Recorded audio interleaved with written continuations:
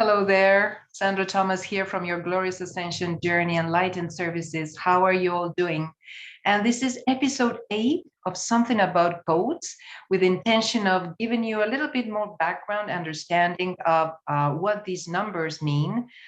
We talked largely about the creation codes and where they come from, and we mentioned the book of creation and how they came out into being after the Big Bang from the void. And today we're continuing on with some more background to explain the soul star as it appears in your charts, in all of our charts, if they are, names that are longer than 9 letters.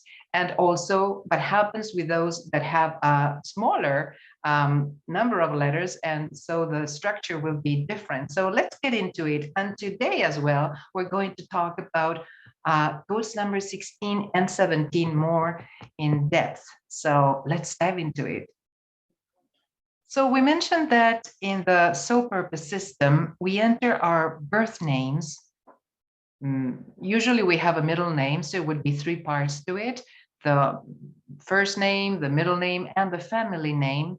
And all of the letters are linked into specific codes, which are the numbers, which are at the same time associated with the 22 sacred fire letters of the Hebrew language.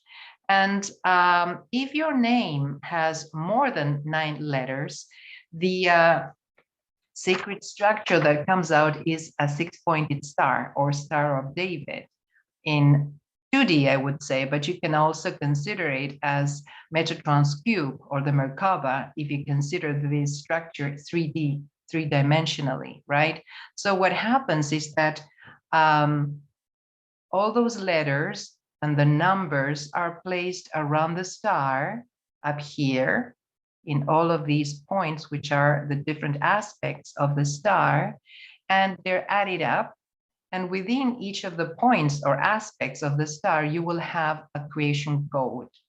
And so they're placed around it in different aspects, which are the challenges appearing here and here on the right side of the star. And then you have your talents on the left side of your star. And then you have the goal that will lead you to your midpoint in the center of your star, which is your soul destiny message, what you're here, where you're supposed to be here, doing here, which is something very high, something very pure, to the maximum of your possibilities. So we need first to follow a journey. Basically, we need to look into those challenges, to understand them, to heal them, to integrate them in a healthy way.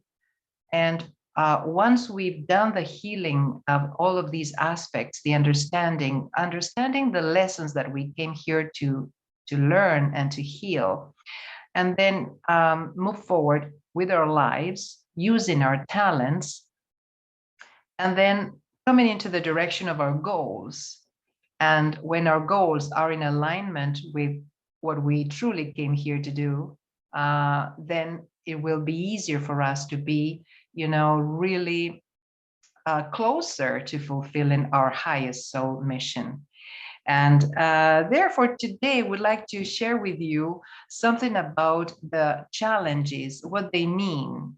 All right, so basically the challenge is we have these 2 triangles, as you can see. The one pointing downward is called the physical triangle. And that triangle represents your earlier years from birth all the way through around age 35. And the other triangle, the one pointing upward, is called the spiritual triangle. And it is activated. It starts splitting in the teenage years, but then there is a transition period of 7 years from age 35 to age 42. And after that, what happens is that the spiritual codes in the spiritual triangle become stronger, more active, and they will be looking forward to being expressed to the best and highest capacity of the holder of the codes.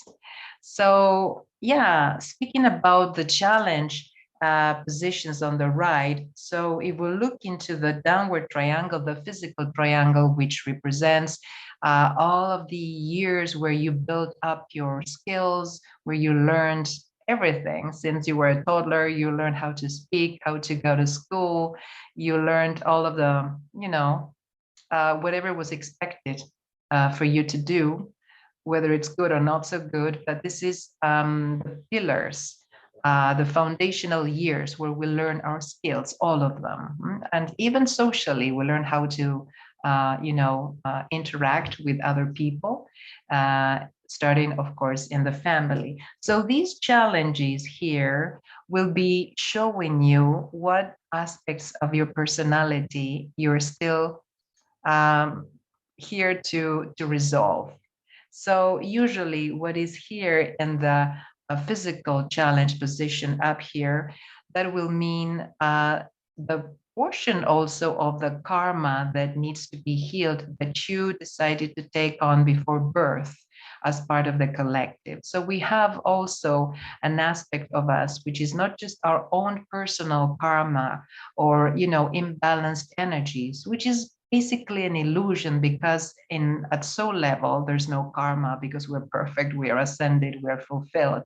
But remember that this is an illusion that we decided to take on to experience spirit within a body, which, by the way, has an emotional body and a mental body, an etheric body, which do not exist at soul level. So that's why it's so important to give thanks that we have a physical body, a human experience on earth, because it's a unique experience using these bodies, which otherwise would not be possible to have an understanding of. So these are illusion, but yes, we have to resolve them nonetheless. We do have to face them, to take them on, and to learn. And we need to go through the experience. There's no other way. We cannot really put it under the rug or expect somebody else to do the work. We need to do our own personal work. So whatever you find in the challenge position here, depending on the code that you have there, that is the aspect that you will have still to hold on behalf, in your own percentage, to hold on behalf of humanity, of the collective, and a little bit of your own. And the other challenge position here in spiritual, which is again within the spiritual triangle pointing upward, that will be the challenges that you still need to heal and to understand first, and to move through in your second part of your life as of age 42 onwards.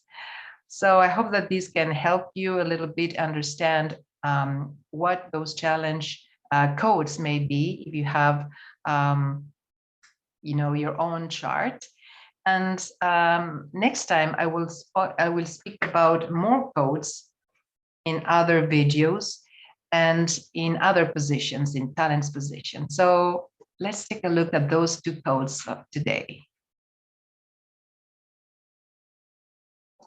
So let's now talk about those two creation codes.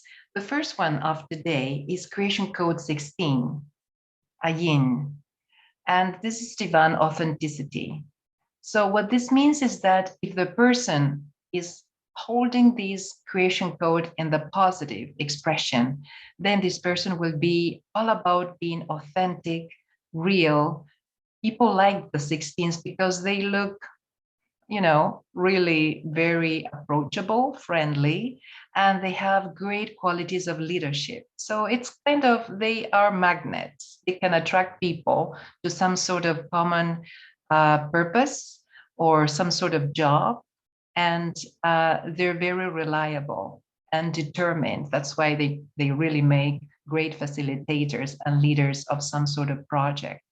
So if you have the 16 in talents position, then you will be expressing surely lots of these qualities in your everyday life.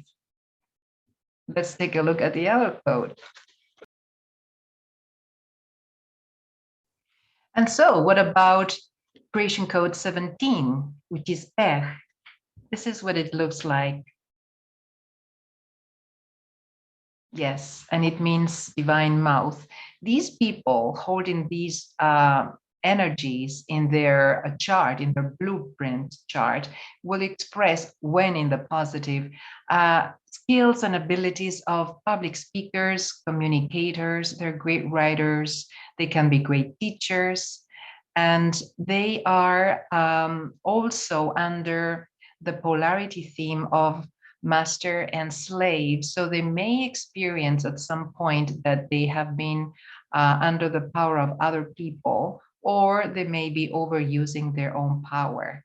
So this is something to take into consideration if you have creation code 17 in your chart. So basically, they're great speakers and communicators. So if you have this one in your chart, maybe these are the qualities that you're expressing right here and right now.